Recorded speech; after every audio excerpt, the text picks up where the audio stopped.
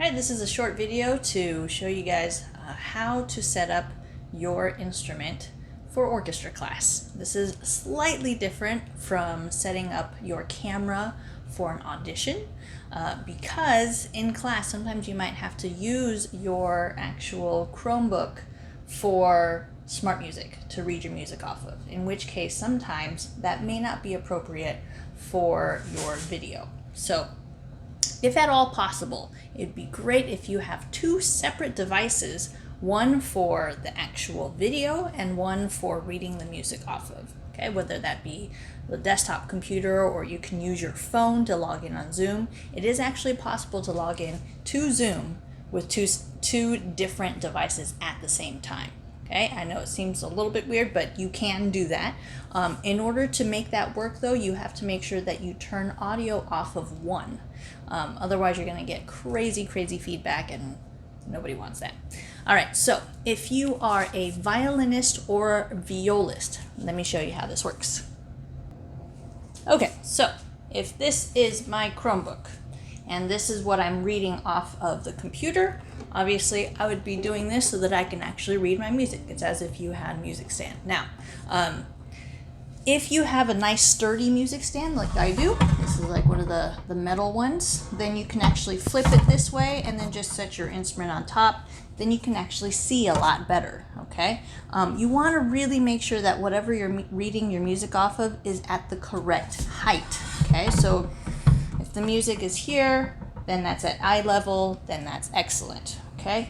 Now, if you can, what would be great is if, let's say you have a table, you can use some boxes or books and stack the entire thing up so that it becomes eye level for you, okay? What we don't want is for your music to be all the way down here and now you're trying to play and then you're playing down here like this. Okay, it's really bad for your posture, really bad for your neck and your back, and you're going to end up with all sorts of issues, and then you're going to hate playing, and we don't want that either.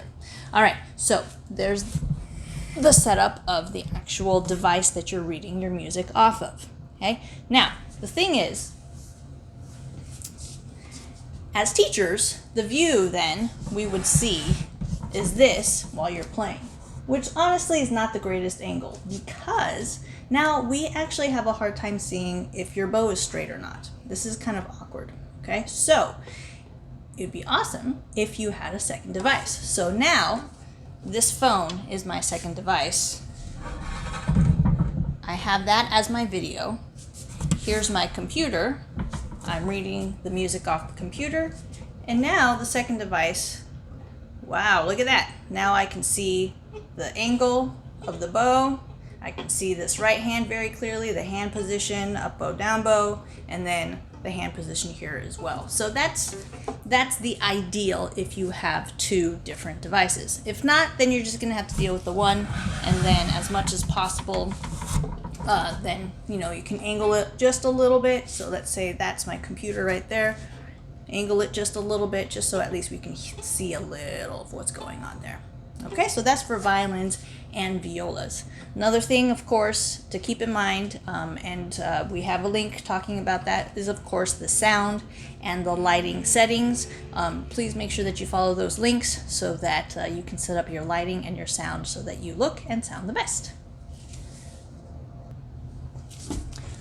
All right, so cellos. Yours is similar setup where here's my computer with smart music on it. I can read the music this way. And then over here is my second device where I can see that. Okay, you'll see that the camera actually has to be quite a bit further back. It's actually like all the way back over here in order for me as the teacher to be able to see your left hand and your right hand as well. Again, it's really important for us as teachers to be able to see your bow hand all the time, as well as your the angle of your bow. Okay. Now, if you can't do that and you only have the one device, then obviously, if pretend that this is now my computer. Okay. So let's say this is now the computer. And I have to read the screen from over there. What's going to happen now is I probably can try and get again, try and get as further back as you can. Hopefully you have pretty good eyesight. If not, get some glasses. And then you can at least still see, and then we can see you from here. Okay, so that's basically that for the cellos and basses. Again, it's all about the teacher being able to see the left hand and the right hand all the time. All right, so now on to the bass. So you'll see here's my setup for 2 different devices. Here's my Chromebook for my smart music. Again, I'm using a music stand. You can do this with a bunch of books, stack them up, boxes, whatever it is you need to do.